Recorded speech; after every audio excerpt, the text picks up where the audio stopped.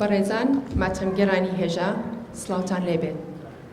بە ناوی لیژنەی سەرپرستانیشی جیهان ئەستێرەیەکی درەوشاوی ئاسمانی مرۆڤایەتی لەدەستدا. مەراسیمەکەمان بە دەقیقەیەک وەستان بۆ گیانی پاکی ڕابەر و سەرگردەی کەلەکەمان سەرۆک مامجەلال و سەرجەم شەهیدانی کورد و مرۆڤایەتی دەست پێیەکەین لەگەڵ سرودی ئەیڕەقیب.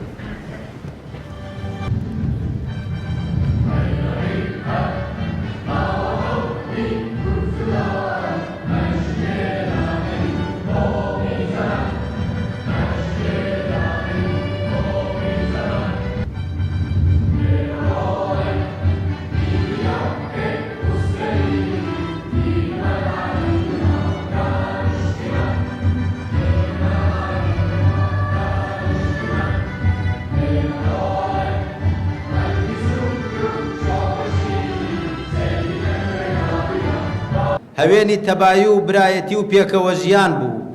سەرۆک مامجەلال نەکرد بۆ کورد و گەلانی عێراق، بەڵکو لەسەر ئاستی هەرێمایەتی و نێودەوڵەتیش سەرۆکێکی قەدرگران و ڕێزلێگیرا و قسە ڕۆشتوو بوو.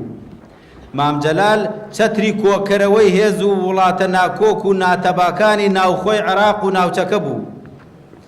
ڕێبەرێکی خەمخۆر و بە مشوری پارچەکانی دیکەی کوردستانی دایک بوو.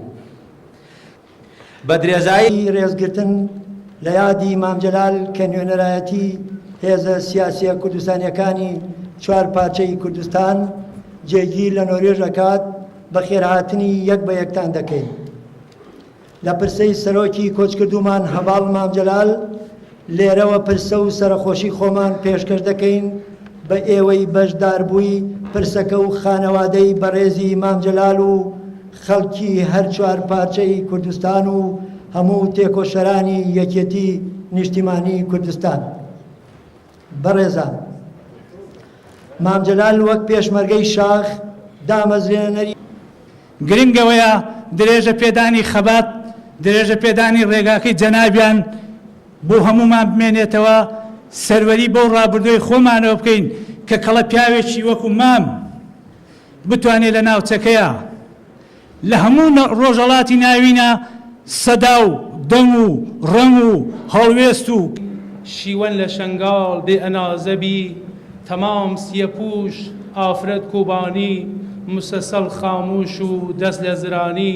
ئێستاش وتاری کۆتایی وتاری سپاس و پێزانینی لیژنەی سەرپەرشتیاری مەراسیم لەلایەن بەڕێز کاک ئیبراهیمی کۆنەپۆش پێشکەشەکرێت.